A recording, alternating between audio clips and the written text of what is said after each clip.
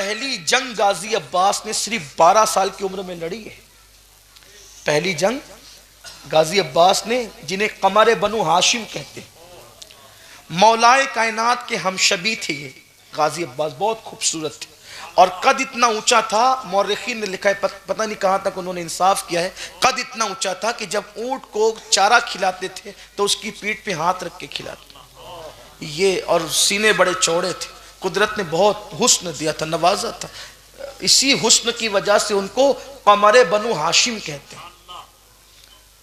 12 سال کی عمر میں. یہاں مجھے ایک بات اور یاد ہے، ایک صوفی بزرگ کی لکھی ہوئی بات ہے، بہت اچھی بات یاد ہے.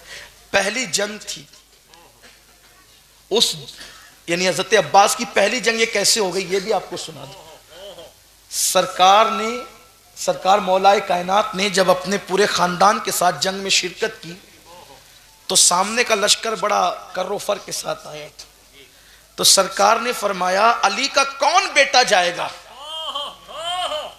علی کا کون بیٹا جائے گا ان سے لڑنے کے لیے، میں چاہتا ہوں اکیلے کوئی جائے.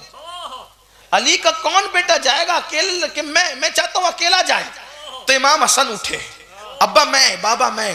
حضور نے کہا میری بات پر تو نے توجہ نہیں دی بیٹے. حسن تو نے میری بات پہ توجہ نہیں دی. میں نے کہا علی کا کون بیٹا جائے گا، یہ نہیں کہا نبی کا کون بیٹا جائے گا. تم پیدا علی سے ہوئے ہو لیکن ہو اولاد محمد. حضور نے یہی تو کہا نا کہ میں ان کا عصبہ ہوں، میں ان کا نسب ہوں، میں ان کا عصب ہوں، اور حسن اور حسین میری بیٹی کے بیٹے ہیں، وہ میرے بیٹے ہیں. اور قرآن نے بھی اس کو کہہ دیا ابناءنا، ہمارے محبوب کہے ہمارے بیٹے. تو قرآن جنہیں نبی کا بیٹا کہے. اچھا قرآن نے نام نہیں لیا لیکن حضور نے دونوں کو ساتھ لے کر بتا دیا کہ بیٹے تو یہی دو ہیں میرے، بیٹے تو یہی دو ہیں. تو کہا کہ حسن میں نے نبی کا بیٹا نہیں کہا، میں نے علی کا بیٹا. تو تب حضرت عباس جو صرف 12 سال کے تھے کھڑے ہوئے کہا بابا میں جاؤں گا. اور تو نے کبھی لڑا تو نہیں ہے عباس، تو کیسے جائے گا؟ کہا میں جاؤں گا، علی کا بیٹا ہوں. بابا اگر خیبر کی یاد نہ دلا دوں تو کبھی معاف نہیں کرنا.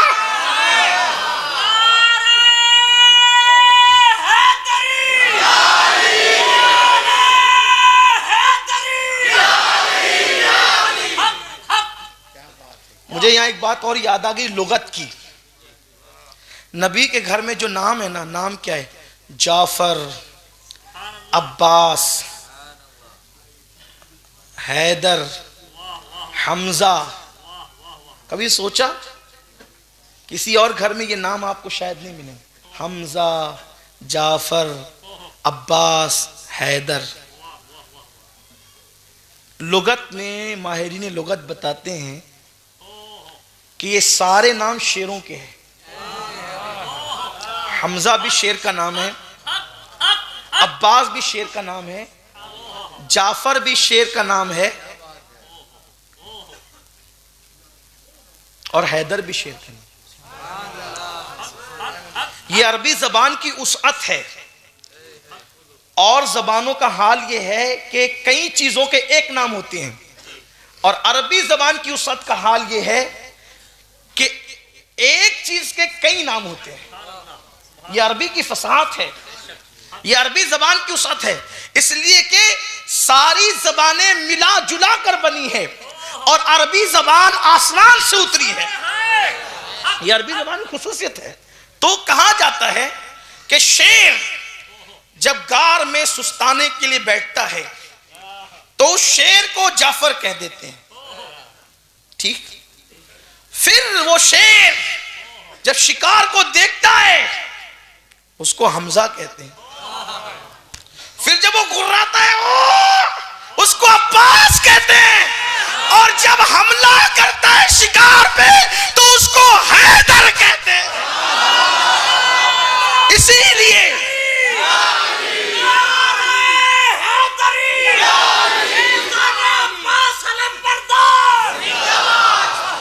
لیے جب مرحب سامنے آیا تو مولا علی نے کہا تھا میری ماں نے میرا نام حیدر کرار رکھا ہے. ایک ہے فرار بھاگنے والا ایک ایک کرار پلٹ پلٹ کر حملہ کرنے والا تو میری ماں نے صرف حیدر نہیں حیدر کرار رکھا ہے، یعنی شکار پہ پلٹ پلٹ پلٹ پلٹ پلٹ پلٹ کر حملہ کرنے والا۔ اسی لیے تو علی کا نام اب بھی آتا ہے تو لوگوں کو کچھ لوگوں کو برداشت نہیں ہوتا، کیونکہ علی نے اتنے حملے کیے ہیں کہ آج تک اس کا درد ہو رہا ہے۔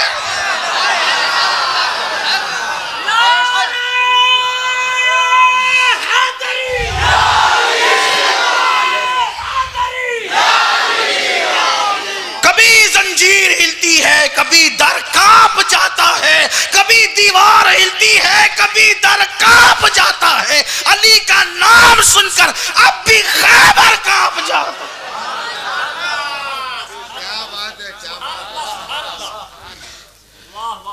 کہا ابا جی میں جاؤں گا، عباس 12 سال کا اور ہزاروں کا لشکر ہے سامنے، ابا میں جاؤں گا۔ کہا کہ تو نے کبھی لڑی نہیں ہے بیٹے جان؟ اچھا یہ بھی بتاؤں آپ کو، یہ جو عباس ہے نا، غازی عباس، مولا عباس، آج ایک نشست تھی کچھ بزرگوں کے ساتھ میں، تو میں نے بتایا کہ جس سلسلے سے ہم لوگ وابستہ ہیں، مہاراجہ مطہرہ کا وہ جہاں خاندان موریث اعلیٰ بلگرام شریف، ہندوستان میں وہی خانقاہ ہے، اور وہاں کے جو بزرگ جو پہلے تشریف لائے تھے، میر دعوت الصغریٰ بلگرامی رحمۃ اللہ علیہ، وہ خواجہ قطب الدین بختیار کاکی کے خلیفہ ہیں، مرید ہیں۔ ان کی خانقاہ میں اب بھی حضرت عباس غازی کا علم کا اصل ٹکڑا ابھی بھی موجود ہے۔ مجھے وہاں کے ایک بزرگ ہیں، انہوں نے بتایا، وہاں خاندان کے ایک بزرگ ہیں، انہوں نے بتایا، میں نے انہی سے سنا کہ غازی عباس کے علم کا ٹکڑا اب بھی، اور اس علم کی خصوصیت اب بھی یہ ہے کہ اس علم وہ جب وہ غازی عباس پاک کے علم کو نکالا جاتا ہے تو اس وقت بندہ جو مراد مانگے سال پورا ہونے سے پہلے اس کی مراد پوری ہوتی ہے۔ حضرت یار جس کے ہاتھ کے علم کی برکت کا یہ حال ہے، اس غازی عباس کی برکتوں کا حال ہے۔ تو غازی عباس کا ذکر ہو رہا ہے، جو مرادیں مانگنا ہے مانگ لیجئے۔ باب الحوائج کا ذکر ہو رہا ہے، قمر بنو ہاشم کا ذکر ہو رہا ہے، دل میں مرادیں لے کر کے سنے۔ غازی عباس کا ذکر ہے، یہ پیدا ہوئے تھے سیدہ فاطمہ کی دعا سے، ان کی ولادت سیدہ فاطمہ کی دعا سے ہوئی۔ غازی عباس کی ولادت پتہ ہے کیسے؟ بات سے بات نکلتی جا رہی، لیکن سن لیں آپ۔ جب سیدہ فاطمہ الزہرا کا آخری وقت تھا دنیا سے جانے، بڑے دردناک لمحات ہیں وہ، جب ہم اس کو یاد کرتے ہیں۔ دادا باپو سرکار بیٹھے ہوئے، میں ان کی برکتیں لے کر یہ لمحات بھی پڑھ دینا چاہتا ہوں۔ شاید میرے جملے اس قابل تو نہیں ہے کہ بی بی کی بارگاہ میں قبول ہو، لیکن شاید ان کی وجہ سے، شاید نہیں بلکہ یقیناً ان کی اور ان سادات کی وجہ سے یہ جملے قبول ہو جائیں، میری بھی بگڑی بن جائے۔ چاہتا کچھ نہیں ہوں، بس اتنا چاہتا ہوں کہ وہ اپنی قبر انور سے اس وقت مسکرا کر دیکھ لیں، بس اور کچھ نہیں چاہیے۔ ان کے دیے سے سب کچھ ہے، سب دیا قدرت، مشفق و مہربان ماں باپ دیے، وفادار اولاد دی، احباب دیے، محبت کرنے والے لوگ، قدرت نے سب دیا الحمدللہ انہی کی عطا سے۔ بس اتنا چاہتا ہوں کہ وہ ایک بار اس وقت، اور مجھے یقین ہے کہ ان کی نظر اس محفل پر ہے، اس لیے کہ ہم غافلوں کا ذکر نہیں کرتے، جو ہم سے غافل ہو اس کا ذکر کر کے ملنا ہی کیا ہے۔ ہم تو ان کا ذکر کرتے ہیں جو ہم سے کبھی غافل نہیں ہے۔ بس اتنی تمنا ہے، آؤ در زہرا پر پھیلائے ہوئے دامن، نسلیں ہیں کریموں کی لجپال گھرانہ ہے، کاش سب کی بگڑی بنے، سب کے مقدر سنور جائیں، سب کی مرادیں پوری ہو جائیں۔ قوم کی جن بیٹیوں کو رشتے نہیں آتے، بی بی پاک کے صدقے اللہ انہیں اچھے رشتے دے، جو اولاد میں بیٹوں کے متمنی اللہ انہیں بیٹے عطا کر دے، جن کی اولاد باغی ہے قدرت انہیں وفادار اولاد بنا دے، ان کی اولاد کو وفادار بنا دے، اللہ سب کی مراد پوری کر دے۔ عرض کر رہا تھا غازی عباس دعائے فاطمہ بن کر آئے، سیدہ کی دعا کے صدقے پیدا ہوئے۔